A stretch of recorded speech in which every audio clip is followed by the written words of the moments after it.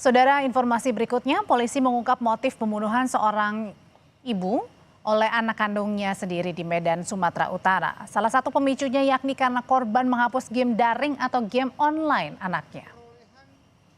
Anak yang berhadapan dengan hukum atau ABH berusia 12 tahun saat membunuh ibunya. Dalam konferensi pers, polisi mengungkap ABH sempat melihat ibunya mengancamnya serta kakak dan ayahnya dengan pisau.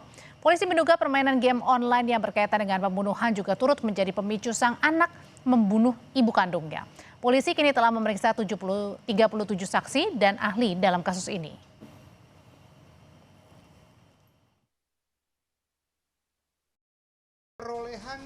Melihat kekerasan yang dilakukan korban terhadap kakak, adik, dan bapaknya yang diancam menggunakan pisau. Ini dilihat oleh si adik.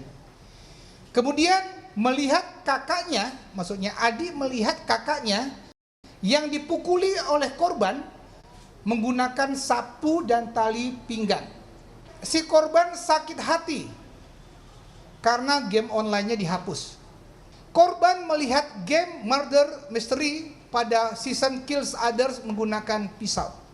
Dan menonton serial anime DC pada saat adegan pembunuhan menggunakan pisau.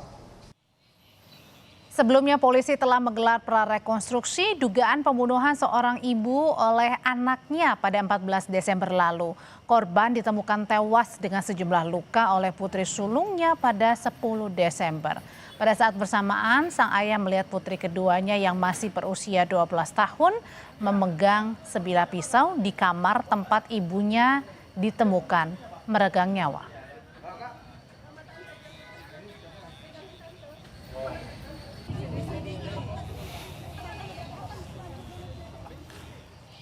Informasi berikutnya, 16 lansia meninggal dalam kebakaran sebuah panti jompo di Manado, Sulawesi Utara. Sementara belasan orang lainnya luka-luka.